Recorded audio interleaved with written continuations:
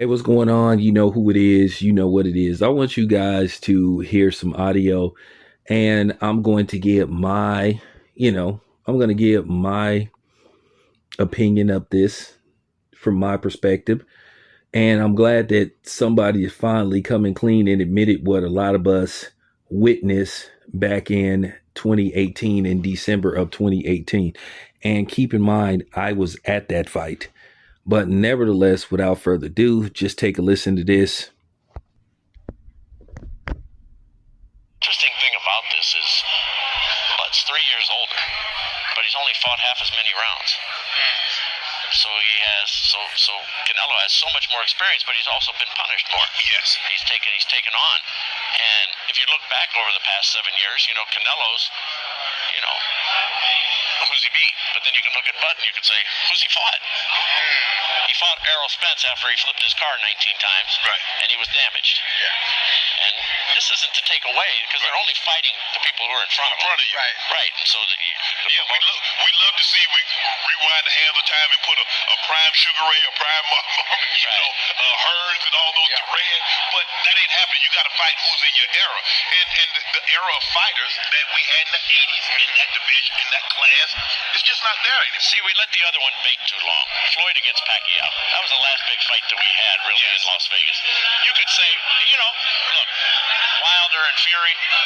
I don't know how Deontay Wilder, he hit that guy. I still don't know how Fury got up. That was Frankenstein. Push. But that guy got up somehow. I mean, Jack Reese helped. Jack Reese literally counted to 23. You're supposed to get that count. I mean, come on. Who are you? Who am I? Where are we? Where does your dad? What car does your dad drive? I mean, what are you asking all these questions? You walk in the back of it. Either you can get up at 10 or you can't. Either you can fight or you can't. So Jack Reese, that was terrible. Jack Reese did a terrible job that night. But accomplished official, accomplished referee. But that was bad. But you could argue. All right, so that was, Jim Gray, and basically he was featured on Nightcap, the afternoon version, because Shannon Sharp and Chad Johnson are in Vegas covering the fight. Good for them, man.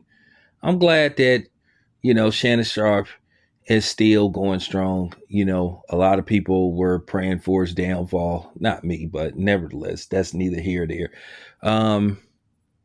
Interesting thing, Stephen A. Smith is there covering the fight as well. I know eventually they're going to run into each other because they're media. So they're going to eventually run into each other.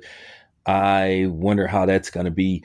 And I wonder if anybody's going to get it on film. But I'll make some phone calls and I'll see if somebody can film them if they have an interaction with each other. But I think eventually they're going to run into each other. So the question is, will the cameras be rolling if they run into each other?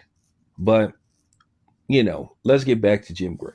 I'm glad Jim Gray, after all these years, finally admitted what a lot of people talked about, and the controversial ending to, pretty much controversial ending to Tyson Fury, Deontay Wilder won. Which, by the way, that fight was in Los Angeles gym. It wasn't in Las Vegas. It was at the Staples Center because I was at that fight.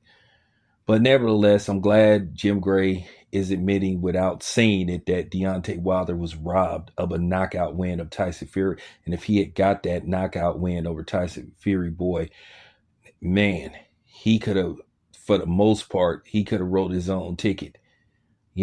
People would have been demanding for Deontay Wilder and Anthony Joshua to fight, even though Anthony Joshua had, 3 of the 4 belts. But that's neither here nor there. The fight never came to fruition. And Anthony Joshua and Deontay Wilder went on to lose multiple fights. Both of them are still currently active as fighters, but their careers are on the downside now. With Deontay Wilder about to be 40, and Joshua is in his late 30s now.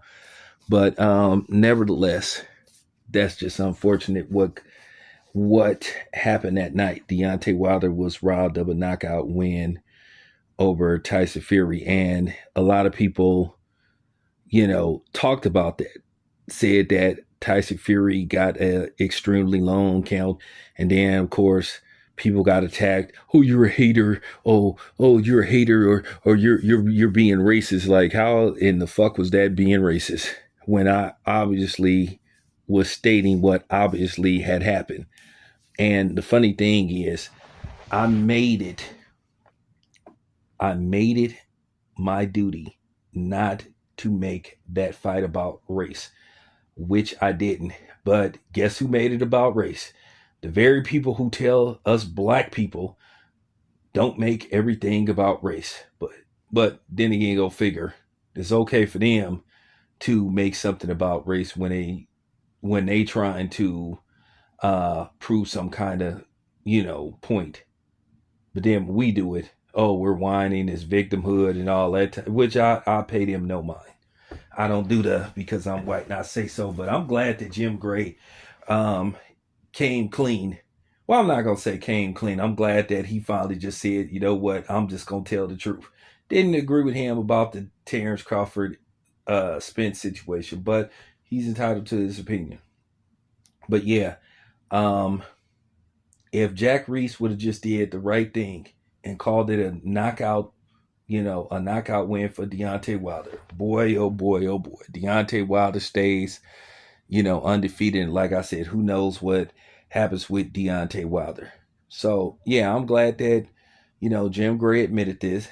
I'm glad that he came clean. I'm glad he admitted that Tyson Fury got X amount of time. Because like I said, when he got floored, it was a slow count. It was a very slow count. And then when he got up, he got all this time. We was like, man, what the fuck?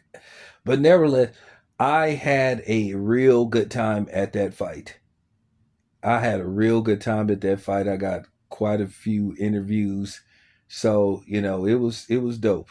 But nevertheless, shout out to Jim Gray for keeping it 100, and a lot of people didn't want to keep it 100 at the time, but they don't do that right now. So, there you have it. This your boy Town. I'm out.